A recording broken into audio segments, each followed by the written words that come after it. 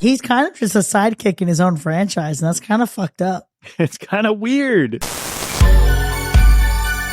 Few horror franchises have had a path as strange as the one that began in 1974 with a grimy regional nightmare out of Texas. Now, 2 decades later, one of the original movie's key creative voices actually returned to the series with a follow-up that carried its own strange production history. An Austin-financed project, a cast full of future stars, multiple competing cuts, legal disputes, and a release pattern that helped turn it into the lowest grossing entry in the franchise. Kim Henkel, who co-wrote the original film, wrote and directed this return to the material with a vision that pushed the series into a more self-aware and conspiratorial territory.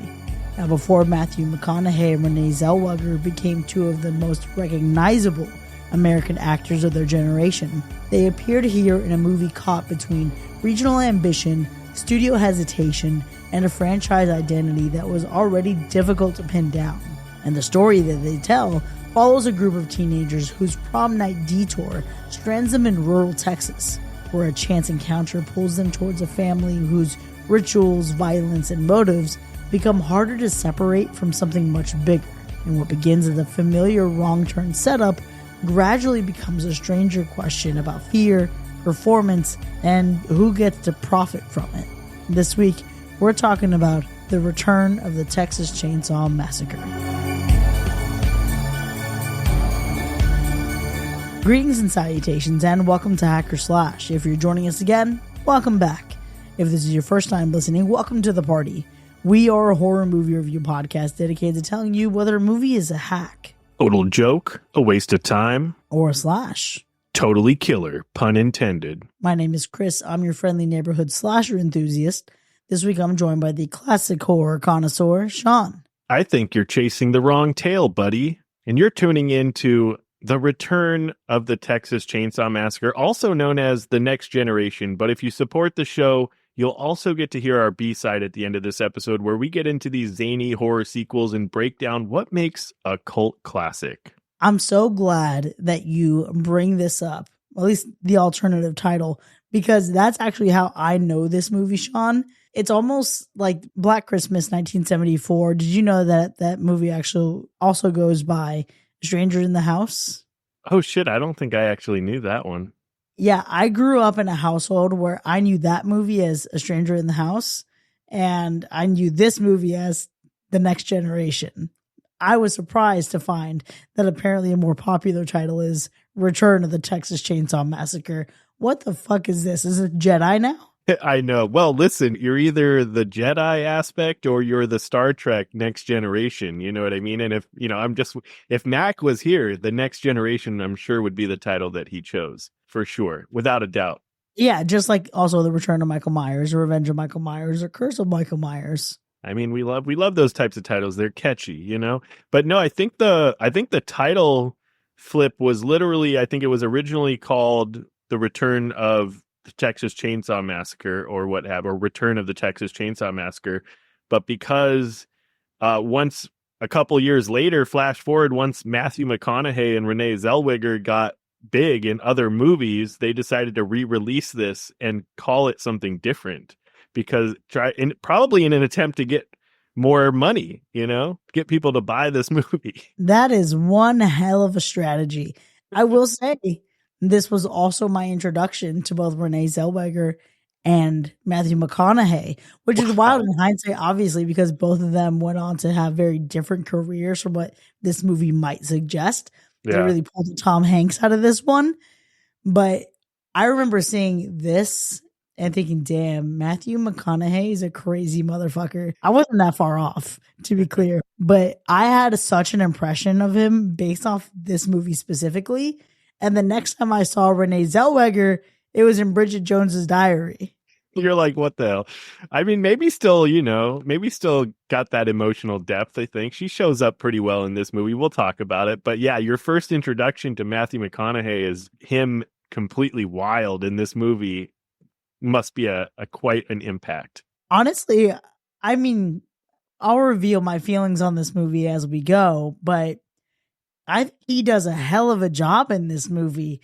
he is certainly delivering what this role demands. And I actually, Sean, have a real fondness for this movie. And part of that is tied to when and where I first saw it.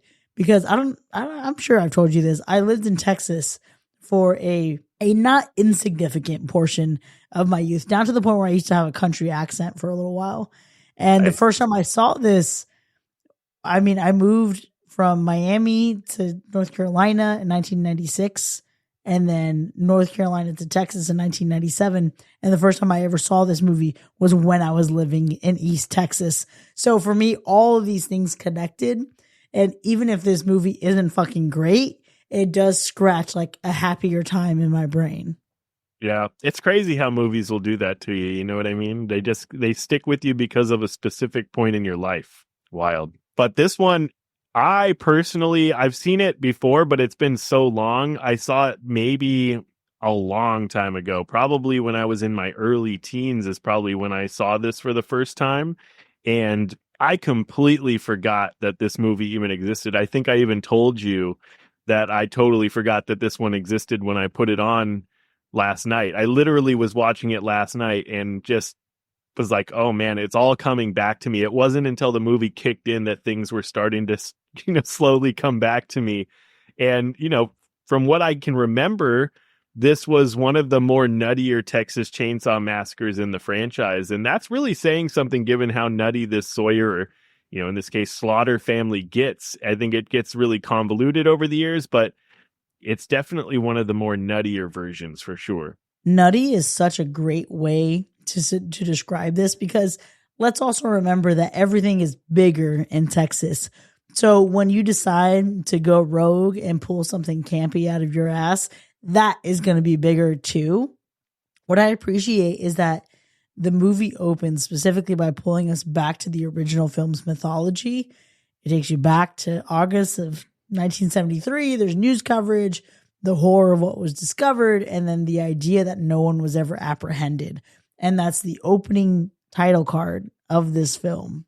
Yeah, the title card. Yeah.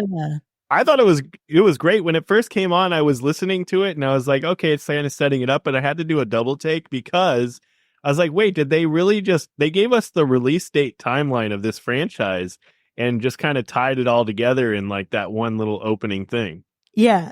Yeah. They really opened it up with this thing happened and it was terrible. Nobody was caught. And then a little bit later, something else happened and then nothing. And then something else happened and then nothing. It was like the worst attempt at retconning a timeline I have ever seen in one paragraph. And it was a sight to behold. But what I do appreciate about this movie, going back to what you're saying about it being nutty, this movie immediately from when it starts, it is not subtle at all. It is messy. It is heightened. It is absurd. But I think that's also part of what works to its charm. From the moment you get a close up of Renée Zellweger's character applying red lipstick that we then see later on come up in a different way for a different character. Yeah. This movie is just a little wacky.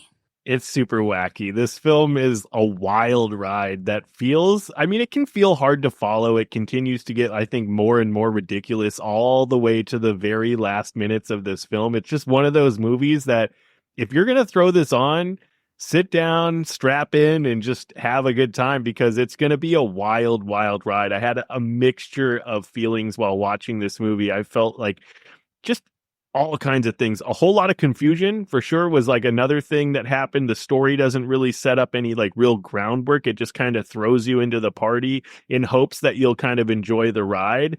But I think I also just felt a lot of fun because the performances we get are so wild and so unhinged that you almost have to have a good time while watching this. But I think you also have to kind of be into this type of horror film to have a good time. I think that's another thing. Like if you're going to go into a horror movie and you're just vibing for like something serious, I don't know. If you have to like a specific type of nutty to be able to kind of sit down and follow this movie and have a good one. I think it's one of those horror movies where almost every creative decision feels intentionally designed to either fascinate viewers or completely alienate them. Like it's one end of the spectrum. I feel like it's just either you're going to be captivated or you're going to be completely put off. It's a huge part of why I think it kind of developed this cult reputation over time. It's so funny you say that, because as you began speaking, you're talking about like,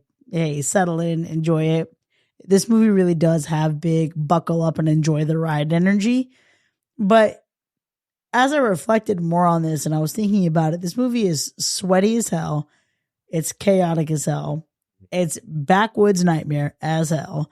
It is gross. Not unlike Rob Zombie. And yet somehow I still feel like this is less polarizing than a Rob Zombie film. Probably because, I don't know, actually. What is the quality that it's missing? They're not saying fuck every 5 seconds? Well, maybe they're not saying fuck every 5 seconds, but they also don't have as much violence. Like it has it, but it shows it in different ways. Like this is not, and we'll get into it, but this is not a super graphic Texas Chainsaw Massacre. It's not. And what I do appreciate, though, is that even if it's not that graphic, it still feels perilous. I actually think the family in this one, oh my gosh, I'm probably going to get dragged for this. Let me also just start by saying that I'm not a huge fan of the Texas Chainsaw Massacre in particular. But I think Matthew McConaughey alone holds enough presence and weirdness for me that he actually overshadows any of the other Sawyer family members that I've seen so far. Yes, that includes Chop Top. No thanks. I think he's actually a huge part of why this movie feels so watchable and memorable for me. He has this like really unsettling energy that I think it like gives the movie a jolt every single time he shows up. I mean, you're not wrong. He's a big part of why this movie constantly feels unstable. Definitely just feels like it's effective in that way for sure. But I think that this movie is also, and just watching this again for what feels like the first time in multiple decades, is just that once it just feels, it's way stranger than I remembered it. Once I realized that this was the one with Matthew McConaughey, I started to remember what this one was, like I said. But then I saw Renée Zellweger and I was like, I was genuinely surprised because I totally forgot that she was in this one as well. And I think that all of this was coming back to me as I was watching this movie, and the unpredictability is, I think, just one of the movie's biggest surprises. When you really think about like that unstableness and the unpredictability and just how wild this movie is, and it's due in part to a lot of like what Matthew McConaughey brings to the table as Vilmer and different things like that. I think it just adds a lot to this movie. It's surprising. I think the setup of this movie and explaining how the family had like never been caught over 10 years and all this stuff, and it sets you all up like we said, and then it just jumps you into this family. What I'm trying to figure out is how we got from Sawyer to Slaughter. Like, I think there's some connection there in the franchise. Like Slaughter was like one of the intended surnames or something like that. There's some kind of pieced together lore that I'm missing, but I know it's there. I'm going to make it so easy for you, Sean. Well, they haven't been caught because they got new socials. They got new names. There's no paper trail, right? Like they are, I mean, this guy's tow truck fucking says Illuminati on it. There's a tie here that they have just been able to disappear off the grid. If you squint your eyes just right, the movie works. It works. And listen, like I don't know. It's this whole family dynamic over the years. I mean, it's something to behold for sure. This family in particular, this part of the family, these group of characters that are part of this family, whatever we want to do to call this the family, they feel, I think, more psychologically abusive instead of just like a murderous family. I think one thing that this film does differently when you compare it to other movies in the past is that the killers spend more time, I think, emotionally tormenting people than simply killing them. Like, it's a very different dynamic. There's humiliation, manipulation, screaming. There's a lot of just intimidation and bizarre attempts at control. And I think that is part of what creates a very uncomfortable atmosphere that feels different from even just other Texas Chainsaw Massacres, but a lot of other slashers as well. You know, the more you talk, Sean, the more I'm convinced I need to go back and look at the credits and find Rob Zombie's name somewhere. Yeah, I mean, you know that this is right up Rob Zombie's alley. You know that I mean, this is how many not many years after did we get House of a Thousand Corpses? So you know that this was fresh off of Rob Zombie's viewing list, I'm sure. Yeah, not know is my point. Just not know. And you're talking about what Renee Zellweger brings to the whole equation. And as I'm sitting here reflecting on this and just thinking about what this movie kind of pulls out of its ass at some points, this movie really is scrappy. It is scrappy. It is trying to, I think, punch above its weight class and maybe falling and stumbling a little bit, maybe sinking a few punches because it's a little bit drunk and a little bizarre. Sure. And that's where I think this movie grounds itself for me. It is not clean. It is not elegant. This should have been called Texas Chainsaw Massacre Prom Night. But you know what? It has personality. It has it where it counts. It has enough memorable moments, and also even enough bizarre moments and even committed performances for me to feel sufficiently entertained. What I will say, though, is the movie, because of all of that, can feel very uneven. So I recognize that I'm probably looking back on this with rose-colored lens because of just my own nostalgia. But to sit back and look at it objectively, there's comedy that's uneven. I think it undercuts the horror. I personally did not find the original Texas Chainsaw very scary at all, but this feels almost like a bastardization of that. So I think if you're a fan of the original one, then I guess it's going to be like a hard pill for you to swallow. Yeah, it's an interesting point. I mean, I think of like watching the original Texas Chainsaw Massacre, and I just think of like you have to be maybe a viewer that's saying, if I just happen to stumble upon a family like this would feel pretty horrific, I guess, in that sense. Maybe as a viewer, it doesn't feel as scary as watching some other scary movies, but put in the situation, maybe doesn't feel too good. And you're right, this movie feels scrappy. It feels wild. It feels like it's trying to figure out maybe what it is. It feels like a nightmare instead of a real story here. I think sometimes the scenes don't always flow logically. Characters, I think, are very irrational at times. The tone it shifts abruptly. There's a lot of tone shifts in this movie. Like you said, the comedy, the horror, whatever. The conversations feel disconnected from reality. I think there's a lot happening in this movie. But oddly enough, this works for probably some viewers because I think that some people probably are into this type of horror. Like they're probably into the kind of wild, zany, kind of like acid trip horror of like, what are you watching? Like, this is just a wild time. But then I don't know. There's probably like some viewers. You probably get split with like watching this story, and then when you get towards the end and you get this conspiracy angle, that's where I think this is going to divide viewers, right? Like I think you're either going to be having a good time or you're not with like how wild this story is. But wherever you decide, by the time you get to the end and you get to even another surprise in the film, that's where the true divide happens. The more I think about this, the more I recognize Binks would probably fucking hate this movie. Oh, Binks is hacking this movie 1000%. I can already tell you. I can put it right on here in cement. It's totally fine. Yeah, there's that aspect of it. And then the other side of this, I will say, despite its flaws, if you are a Matthew McConaughey fan, if you're a Renee Zellweger fan, you owe it to yourself to watch this movie because damn it, they're not both excellent in it. You do have to watch these performances. If nothing else, you definitely have to watch these performances for sure. Well, it's going to be up to you very shortly if you have to watch the whole movie based on what we had to say. But before we actually start scoring it, Sean, how would you describe the gore score? Yeah, I think it's interesting that this Texas Chainsaw Massacre, The Return, The Next Generation, whatever the fuck we're calling it, it actually has far less gore than many people would expect from a Texas Chainsaw movie.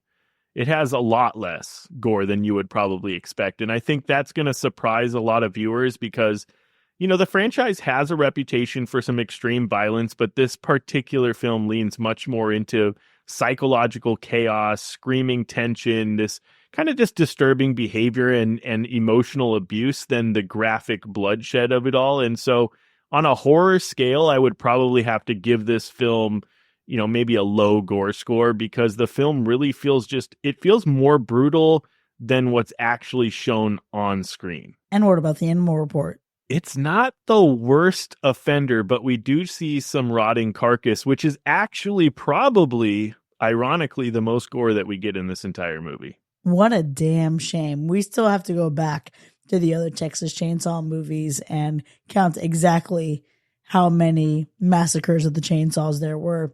But let's go ahead and make our way over to our ratings. The Return of the Texas Chainsaw Massacre from 1995.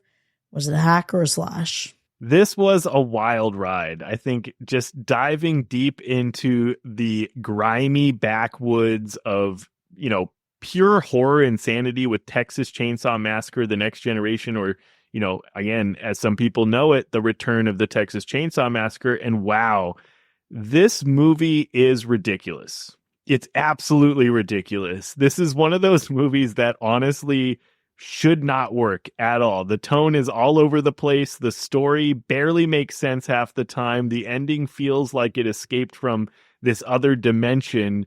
And the entire movie plays out like this sweaty fever dream. You said sweaty fever dream is what this movie can play out as in your mind. And somehow I kind of just had a fun time with it. I had a blast with it, to be honest with you. I was sitting on the couch watching this for the first time in decades.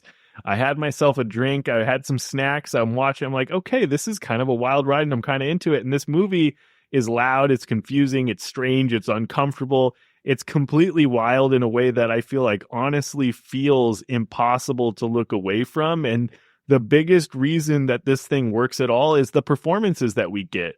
Matthew McConaughey is absolutely unhinged in this movie. This isn't charming rom-com Matthew McConaughey. This is Matthew McConaughey operating at maximum chaotic energy. He screams, he laughs, he growls, he threatens people, he loses his mind repeatedly, and somehow delivers one of the most entertaining performances in the entire franchise, like you're saying, Chris. And Renée Zellweger gives a performance that was way better than this movie probably deserves. But look, this movie is messy. It's really messy. The tone bounces between that horror, between the comedy, the psychological breakdowns, this surreal nonsense. It's constant. But some of the story decisions, they're baffling, and the ending is the kind of thing that'll either make you laugh or scratch your head, or maybe even both. I don't know.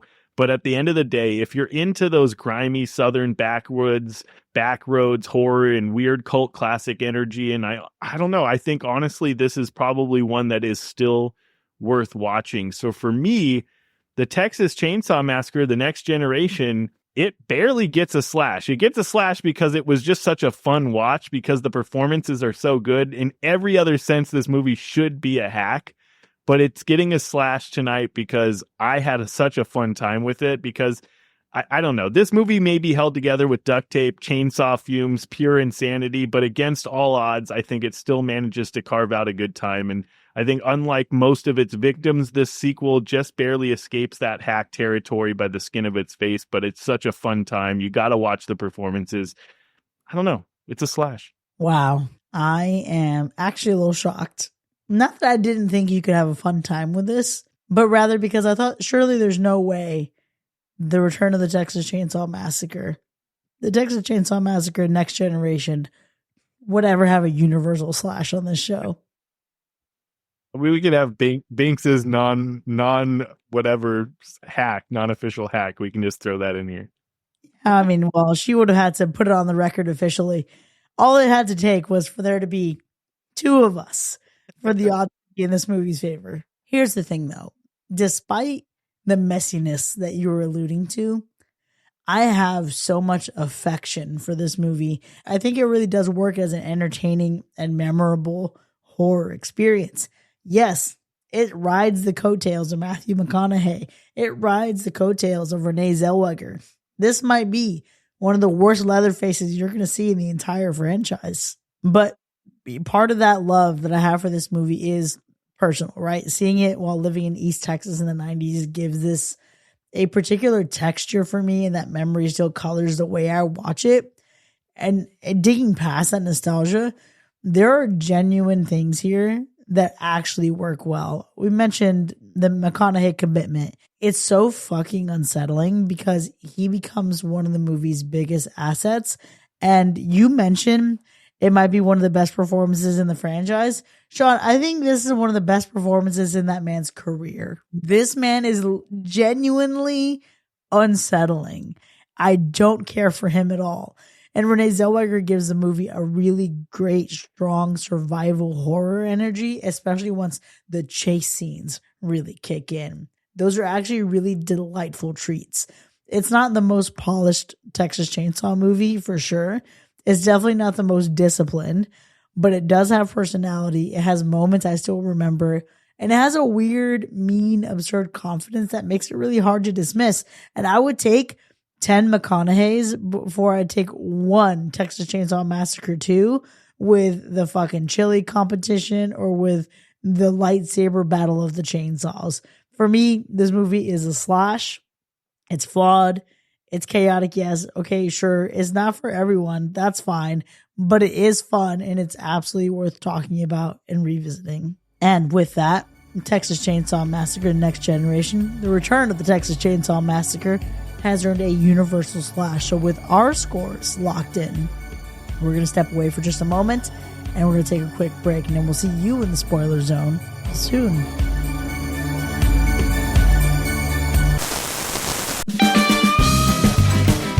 This episode of Hack or Slash is brought to you by Vilmer's Tow & Co.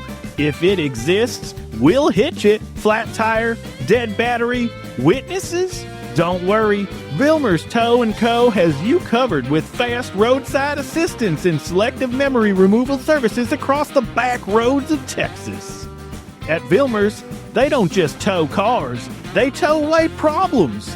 Whether your sedan ended up wrapped up around a tree, buried in a cornfield, or mysteriously abandoned after prom night, their highly trained crew will arrive faster than a chainsaw through a screen door. Their fleet includes industrial-grade tow rigs, reinforced trunk space, and enough duct tape to hold together an entire dysfunctional family reunion. And unlike other towing companies, Vilmer's guarantees we leave no tire tracks and occasionally no dental records. Need discretion? Ask about their next-generation cleanup package featuring vehicle recovery, bloodstain detailing, remote rural relocation services, and complimentary insurance alibi consultation. Plus, every tow comes with a free cassette tape of aggressive screaming and someone in the background yelling, "All right, all right, all right," for absolutely no reason. Customers are raving my car vanished overnight. The authorities still haven't found my husband. 5 stars, terrifying hospitality. And for a limited time, use promo code LEGS4LESS for 15% off your first emergency extraction. Vilmer's Tow & Co. Because sometimes the family business needs a jumpstart.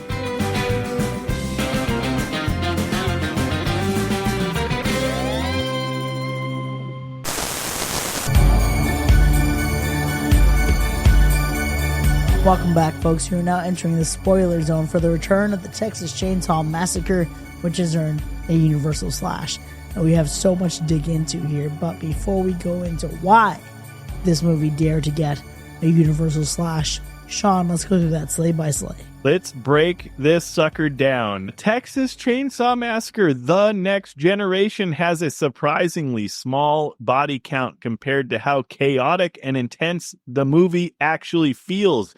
The kills are less about elaborate gore set pieces and more about sudden brutality, psychological torment, and just pure panic energy. We get 8 total kills in this film. Some are debatable, I would say. They're not confirmed one way or the other, but we're left to believe that hopefully or maybe they're dead because we want to see this kill count rise. But this is just one of those where we just don't see. I actually, if you really think about it, we don't really see a whole lot of kills on screen at all. But we do see things happening and then get cut away. The movie starts with Ronnie. We may not know that his name was Ronnie, but I did do some digging and I did find out that the nameless dude in the beginning, Ronnie, who got his neck snapped by Vilmer while incapacitated in that car accident, was passed out. The whole ridiculous way that happened was so wild. That's what really kicks things off, right? Because you're watching this movie. It starts off, okay, I can get into this. It's got it's 95, it's giving 80s energy with this prom night setup. It's giving 80s horror slasher energy, and we're having fun. We're in the car, and then all of a sudden the car accident happens, of course, on the detour, of course, in the dirt road. We went from paved roads to dirt roads in the backwoods of Texas. They hit this kid. The kid passes out. Flash forward, boom, it's some weird shit's happening. The tow guy snaps his neck. Now we know that this movie is going into absurdity. Why would it happen anywhere else? And in fact, when you left the prom and found your boyfriend making out with someone else and then wanted to gaslight you, why wouldn't you get in the car and drive to fucking nowhere? They had no ambition. They had no aim. What sense of direction did she have? Where was their plan to go? They were just driving off into the sunset. And by the sunset, I mean the sunset of their fucking life. I was going to wait a little bit to bring that up, but since you brought up the fact that we had this fucking douchebag, Barry, that literally, oh my God, the character was so wild. It's one thing to be caught cheating, right? It's one thing to be caught cheating. It's another to completely try to just gaslight the fuck out of your girlfriend and say like you were just talking when she clearly saw you kissing this girl, and then try to say like, oh well, like guys just need to get it, you know what I mean? Like, it's most ridiculous. This guy was such a piece of shit, the biggest piece of shit. Calls her possessive. He then says that kissing isn't even a big deal. It's just, this guy is a massive son of a bitch, which is why I loved when he gets his comeuppance later. Yeah, it's just ridiculous. Not doing anything, just talking, super possessive, no bueno. No, but the guy who was not a total piece of shit, Sean. I know, Sean. Give it up for the Seans out there. Always good to see a fellow Sean in a horror movie. Always sad to see a Sean die in a horror movie. But this Sean met his untimely demise, I think ran over 11 times by my count by Vilmer, back and forth and back and forth. I mean, if it wasn't like the moment that he snapped Ronnie's neck, it was the moment that he literally chased Sean down in his truck and just ran him over. Boom, boom, boom, boom. And the way that he was reacting to everything, and the way that it really introduced this idea that, okay, this is some fucked up backroad shit going on right here. 100%. And I was so bummed for Sean. Sean seemed like a good dude. Sean, I love the moment when he's totally snitching on Barry and talking about Barry's bullshit and all the girls he used to brag about feeling up and all the lines he used to use on them.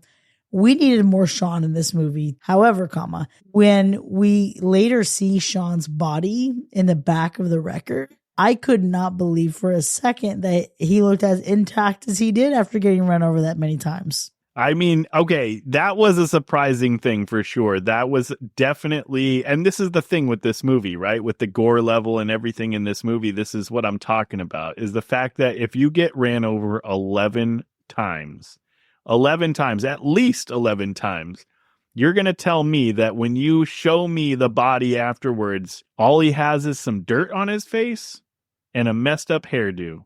He ran into my knife. 10 times. Maybe he just didn't hit the face. I don't know. Unfortunate for Sean. Hate to see him go. One of the things this movie did not do is make us wait too long for getting Barry out of the way, because we hated Barry from the very beginning. He was the douchey boyfriend, and he ended up, I mean, the whole progression of how he died was great. I mean, the guy is like searching through the house, trying to find Heather, right? And walking through the house, all the things, right? The moment that he like walks into the bathroom and decides to take a piss, like literally just decides this is the right time. I'm going to stop to take a piss right here. We're seeing the the skin of somebody hanging on the back of the door like a towel. That's one thing, pretty cool. I mean, you give it up for that. I loved that piece.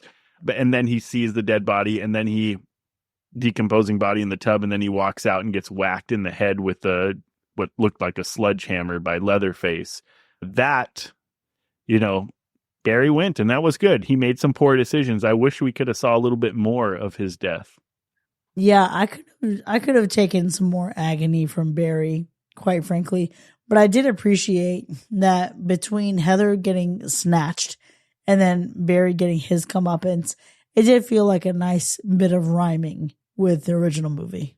Mm, I'm with you. I'm with you for sure. I think where we get into the debatable section of this movie is we do get to see at one point Walter Edward Slaughter is his official name, getting bashed on the head by Vilmer at the dinner table with a hammer of some kind. But we don't get like a confirm that he's dead. It's just so it's kind of like, do we think he died? I'm counting it because we never see him again in the film. So I'm going to go ahead and said maybe. You know, Sean, who's to say? I'm trying to beef up this kill count here. You're more generous than the movie is. This movie literally has massacre in the name, and half of these people are questionable at best. I'm trying to do it justice. I'm trying to help this movie out a little bit for sure. So that's the first debatable kill, I guess, that you would say that we get. And then shortly after that, we get Heather's unfortunate death. She went through a lot in this movie. You know, she got chased around. Eventually, she got shoved in an ice chest for a while. Then she got taken out of the ice chest. And then she got hung on a meat hook for a little bit. Then she hung out, some would say, for a while in the movie. We didn't really see for very much. And then she got beat up a little bit and dragged around all over the house until finally her neck being crushed by Vilmer. Yeah, she, again, did not deserve it. Although, had it not been for her, none of them would have been in this situation. Ma'am, again, I don't know why you chose to go this direction. However, when she is out in the road and she's like, please don't hit me. And then this other woman just like starts like pathetically beating her with a stick, like very softly.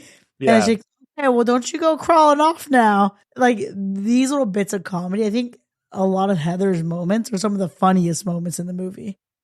I'm with you for sure. There was a lot of comedy there. But yeah, and then after that, it's just we don't get a whole lot of anything happening until we get to the end. And we get Mr. and Mrs. Spottish. These two are in the van or in their RV and they pick up Jenny and they're driving along. And then Vilmer comes with Leatherface in the truck and runs the RV off and they flip the RV. And that's the last that we see of this couple. So that's another double debatable death sequence. Like we don't see them. We see Jenny climbing out of the truck, but not Mr. or Mrs. Spottish. So interesting. Yeah. I mean, hey, not the first time we've seen an RV tip over in a horror movie. I'm looking at you, Friday the 13th. Yeah, it's there. And I just, I have a hard time believing unless they weren't strapped in. So maybe they flung around and snapped a neck or something like that. But, that's all we get to go off of. So again, trying to do the movie justice, add another 2 to the kill count. We're here for it. But the ending kill of this movie, let me tell you, I don't know if this was the original intention of how this movie was going to end, but let me tell you, Vilmer getting chased down by a fucking airplane of some random guy, like just happened to be flying down the field and sees Jenny running from these two and just happens to perfectly swoop down and only knock out Vilmer and not Jenny at all when she was like feet from him that is a pilot, my friends. Get this guy in the military because he needs to be dogfighting people. I don't know. Sounds like it was an inside job. It's something. Here's the conspiracies, right? Bring the conspiracies in. It was the Illuminati and the lizard people. Oh my gosh. But what a way, that was the end of Vilmer there. Just hit by an airplane. Happens every day. Yeah, sure. It sure does happen every day, Sean. Get the fuck out of here. This man expired in a way that I think was as theatric as his performance. And I at least applaud that. Did you see it coming? Did you see death by propeller? No, I saw it coming once it was happening. Like I didn't expect to ever see that. Yeah, but you have Matthew, all right, McConaughey in a horror movie acting the way he does. I mean, listen, you got to go out with flair and style, I think. Yeah, I'm with you. I know I didn't see it coming at all. It was wild. In fact, when it was happening, I thought everyone was going to get taken out by this propeller. I thought Leatherface was going to go. I thought Vilmer was going to go. and maybe even Jenny by some unfortunate circumstances. But what are you going to do? You know, there isn't much to do except, I think, appreciate this movie for all that it does have going on in a really good way. I mentioned before that this movie is all over the place in terms of its vibe, its energy. The tone is messy, but the messiness is part of the charm. I want to highlight something that I think is just a spectacular moment in this movie. And it's honestly because of how it's filmed. I'm also thinking about a 1989 film, Halloween 5, when we get Jamie and her friend being chased down in a car by Michael Myers. They're running through the field, and Michael is just about to mow these fucking kids down. And I think back to the chase scene in this film with Jenny running for her life, constant cut between the two, from inside the car's perspective to then looking at him to then outside with her. That entire scene for me shows just how fucking great this movie looked. A, to be filmed on location and for this to be like a real Texas production, but then also B, to cut this together in a way that I feel just as nervous about this as I think they want me to feel based on the circumstance that she's in. Sometimes you do these chase scenes and it's like, okay, all right, please be done with it. But we get him kind of backing her into a corner in the field, only for Leatherface to come out right after. Absolutely incredibly well shot. Oh, yeah, for sure. I think there's definitely a lot of good qualities in this movie. I think that was a good one. I think overall the atmosphere that this movie builds, the set design, I think you have to also acknowledge the film feels sweaty, dirty, loud, claustrophobic. It feels unstable because of the set design and the atmosphere that this movie builds. And I think even when the scenes barely make narrative sense, the movie constantly creates this feeling that something is just deeply wrong here. And that oppressive backroads nightmare energy is the movie's strongest technical achievement, I think. It definitely just feels like you're just in this backwoods territory, which oddly enough is not far from wherever this town was that they were having prom. So it's not that it's that far, but you take one wrong turn, and here you are. And yeah, there's just a lot that I think happens in this movie. And I think it's a mixture of the grimy lighting. There is some chaotic sound design in this movie. There's some uncomfortable close-ups and things like that. But the choice to be in the rural Texas locations, to actually be on set in a rural Texas location, it just happened to add a lot of value to the movie and the way this feels, including the house and everything in it. Yeah, and I think it's because a lot of this really is simple but effective. Simple but effective. Actually, I'm going to walk that back because nothing in that house was simple. That was just gross and messy and a hoarder's dream. Dude. I was looking at the bone thrones, like the little bird cages made out of chicken bones. But for as much as we get in this movie that actually looks really, really good, I think one of the other things that makes it actually stand out is what Renée Zellweger brings to Jenny in those chase scenes. Because holy shit, it's not just running from a car. It's not just running from a chainsaw. She was jumping off of roofs. She was landing on wires. She was constantly moving. She was kinetic energy personified. And it's so funny to me thinking about, okay, she's positioned to be almost like this nerdy girl with glasses. And then, Heather makes a comment about her gym body after like being in gym classes. And you see her just like working it the entire time. I mean, 100%. She is a badass in this movie. She's nimble as fuck. She's like a fucking acrobat. She literally, to your point, hops from an antenna on the roof. She's scaling the roof, which looks like not an easily scalable roof, like maybe a metal roof, I don't know, with some little hitches for your foot here and there, but she's going up and down this roof. She's climbing this giant antenna that she leaps from and lands on a fucking telephone wire of some kind and is literally just crawling on that thing like she just like has done this a million times. If this were Hereditary, that wire would have decapitated her. Oof. That would be unfortunate for sure. I'm actually shocked that she isn't as injured as she should be, like falling from the top story onto the ground like that. I mean, most people do break a bone when that happens. Most.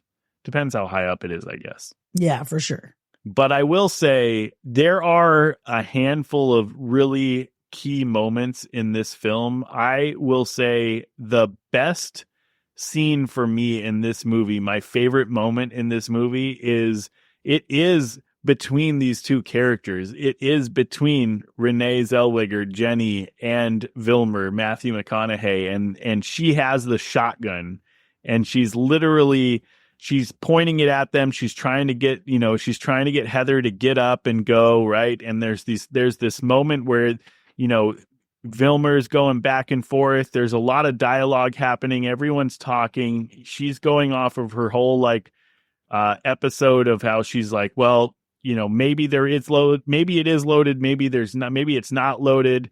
Do I have I'm going to blow your head off kind of thing. There's this standoff, and there's the moment where she points it right at Vilmer's face and he's ready for it. She pulls the trigger. It doesn't go off. He snags the shotgun, and the second time it shoots the other shotgun shell off. It was loaded after all. It just was the chance of that first one didn't go off. And his performance in that moment is probably one of the greatest performances in the entire movie. I mean, the whole scene was great, even between Renée Zellweger and him. But then when it shifts to him after he takes the shotgun and shoots it off, and there's that energy that he just escaped death or whatever. And he's just screaming and he's doing this whole thing and he's slapping himself in the face. Oh my God, wild, absolutely wild. Yeah. I mean, it really does say a lot about his own physicality and the line delivery that he brings to it. It amplifies just how unpredictable he feels as a human being. And even then, you're talking about this dynamic with her as Jenny, she is so much more than a passive victim. She is very much in the driver's seat of her own survival. And I appreciate that about her, because she's honestly so competent in a way that it actually feels a little funny. Yeah. And it feels a little campy, just how competent and capable she actually is. I think she makes it all a lot more dynamic. I'm even thinking about the moment that she tells Leatherface to sit the fuck down. Yeah. Absolutely incredible. Yeah, she's like, you sit the fuck down. That's great. It's absolutely great. Yeah. Yeah. I think between the two of them, they're such a dynamic, 1-2 punch in this movie. And even the other characters that you get, auxiliary characters and ancillary at best, but they're still funny at least. Barry, real son of a bitch, didn't care for him. He's a little funny. Heather, very funny. The family, super gross, but effective. Probably, okay, yeah, people are gonna be so upset with me when I say this is probably my preferred family in the franchise. Yeah, it's a wild family for sure. It's a wild family. Here's the one thing that got me. Were you expecting the grandpa to actually come back to life? I'm thinking at this dinner table scene, this dude is for sure dead. He's for sure dead, just like the other bodies that we see off to the left, right? Whatever family that was. And this dude just gets up randomly. There's moments where they linger on him and you're like, okay, is he going to move? But he doesn't. So you're like, oh yeah, he's dead. And then moments later, this fucking guy gets up and takes his knife and walks off. So that's the bit for me. I could not stand the crusty, dusty, basically dead man that was the grandfather in the original film. So I never expected him to not be alive. But when he actually physically stood up and looked super capable with his shaky hand, I was like, okay, yeah. Now that's where I feel like this movie is in on the joke. Yeah. This movie is kind of self-aware, if you really think about it. I think it's pretty self-aware, actually. It knows that there's some things in this movie that feel a little bit more serious. Nothing about Matthew McConaughey feels like a joke. Yeah. But the rest of it is just ridiculous set dressing to really play it up. Yeah. I mean, the more you think about it, I think this movie just got a bad rap. You just got to go watch this movie. You got to watch it and have fun. There's a lot of good in this movie for sure. There really is. I mean, okay, so I talked about the stick hitting scene, Grandpa standing up, Jenny telling Leatherface to sit down. Those are even just those three moments are fucking comedic gold to me. And the fact that they're all woven into this movie that still manages to be a little creepy in some parts, I'm like, damn, this movie was really on to something. It really, really was. It's a wild time, and we I don't know how much more we can really break into what these characters brought. I will say that other than Matthew McConaughey being completely unhinged as Vilmer in this movie, every second he's on screen feels like this movie is seconds away from completely derailing. And honestly, I think it's just really part of the fun of the movie. But I was actually like, I watched this movie and I was just looking up like, just some random things about this movie. I ended up stumbling upon like an interview with Matthew McConaughey, who was actually sharing how he got this role. And he's sharing this story of he had actually just filmed Dazed and Confused. So he had just wrapped filming that. He had just gone back to school and finished school. And he was literally packing up all his shit and like about to move to Hollywood to try to like get some work. Like he was he did Dazed and Confused. He got his shit packed up, finished school, and he was moving out to Hollywood to try to pursue his career when he got offered to be an extra in this movie.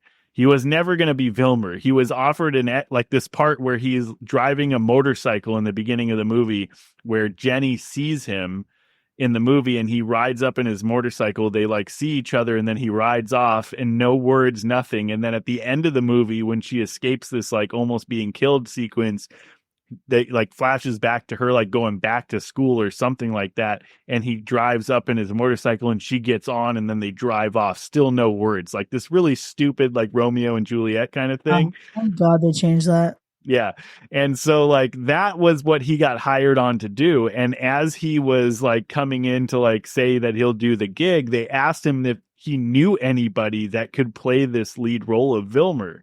And he was like, well, I gave him a couple of names, and then he walked off. And as he was like getting in his car to go, he thought to himself, like, wait a second, why didn't I try out for this role? So he goes back in and he asks if he can try out for the role. They say, why not? They didn't have like a girl actor or whatever to like play to play some kind of like counterpart role as he tries out. So it was like somebody that just like is randomly there, like one of the PAs or something like that. And he says that he like just picked up like this like spoon, this like random like silver spoon that was like sitting around in the room, and he just like goes bonkers. Like he like pins the girl to the wall, the spoon, pretending it's like a fucking weapon, and just goes insane until she starts crying, and then he like breaks. And he was like, and the dude that was trying him out was like, that was pretty good. And the girl was like, yeah, that was fucking good. I was scared. And he got the lead role for Vilmer. So unhinged from day one. Okay. That is so much better than any of Jared Leto's bullshit. I thought it was interesting. I was like, good for you. I mean, good for you to like go and just like try to like, cause fuck that. Why can't I go for the role? You know what I mean? Yeah, I'd feel so offended if I'm Matthew McConaughey. I'm in Dazed and Confused. I'm hot as fuck. And then someone says, yeah, do you know a guy? And yeah, bitch, I know me. I'm good. Oh my gosh. Yeah. So I thought that was really interesting for sure. And, Renee Zellweger as Jenny, we've already talked a lot and hyped her up a lot. Just a badass final girl in this movie. She actually sells the fear and the panic, which I think helps ground the movie that otherwise feels like this pure nonsense spiraling into chaos. And so like she brings this level of like believability to the movie where she is kind of like grounded. She is this badass. We see her evolution as a character from like the beginning where she's kind of unsure of herself. She's like, her friends are kind of making fun of her to the point where she is the last one standing, and she does kind of get this badass vibe to her. She's probably one of my favorite final girls for sure. She just does such a good job in this movie. So there's not enough words to say that. I think she did a great job. Yeah. I'm trying to even think back on when we did a Final Girl ranking on YouTube back in the day. Maybe we need to do that and bring it back. Maybe we need to do like a nice video, just like bringing back some like the best Final Girls and try to get back down to it. I can't remember if she was even part of the selection or if she was, where she placed. I'm going to have to go back in my memory. Yeah. But for as phenomenal as both of them are, I think probably the worst part of this movie is that there's such a strong fall off from them to the rest of the cast. And again, the characters are just there. Like, they're designed to be obnoxious. They're designed to be disposable. So it's fine. I don't think it like ruins the movie for me.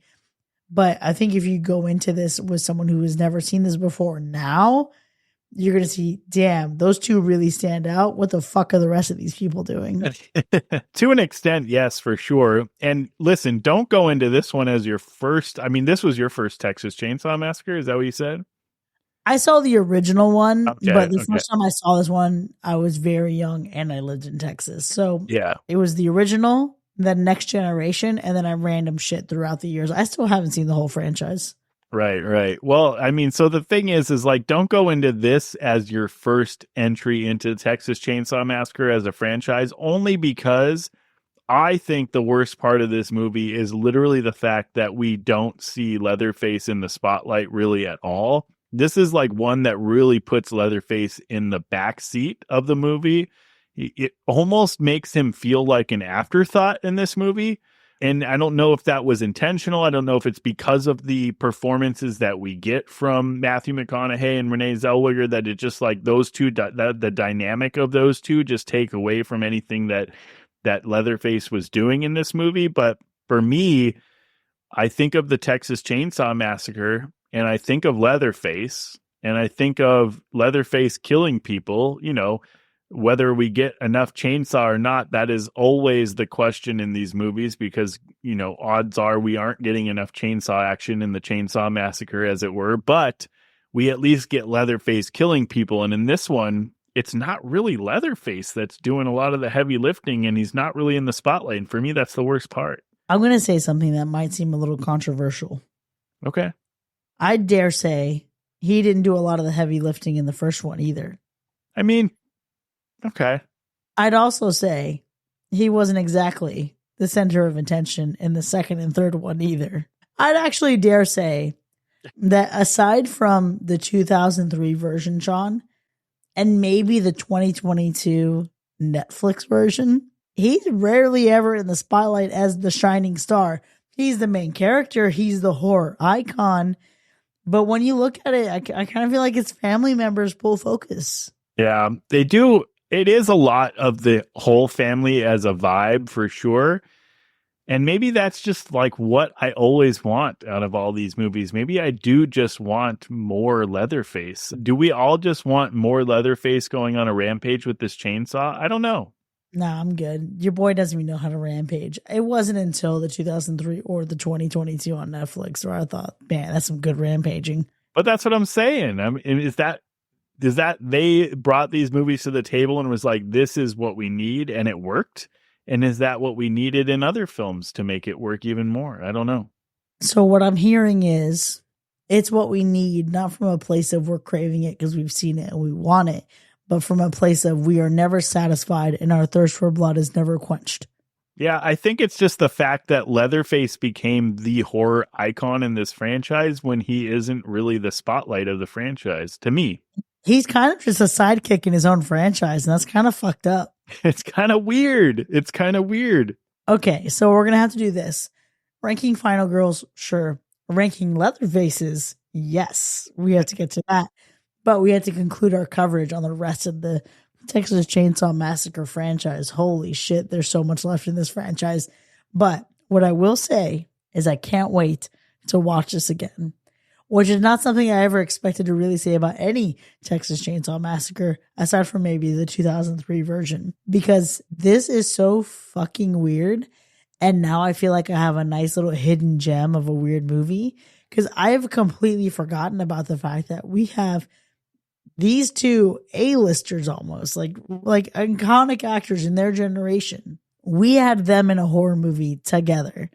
I know so many people who love these people and have never fucking seen this movie. Yeah, for sure. I think for me, this one is one of the, this is definitely one worth rewatching. This is definitely one where you want to put it on again. This is one that I think could be a good party watch. I think this is a good one to revisit for a number of reasons.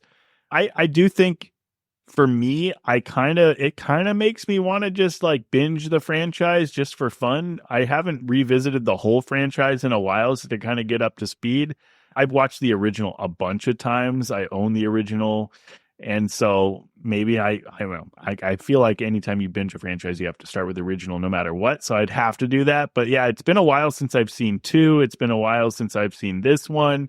And truth be told, it's been a while since I've seen the 2003. So I think it's worth a whole binge. Sounds like I just got to come up there with you and we got to make a day of it. Ooh, a Texas Chainsaw Massacre party. We can make chili.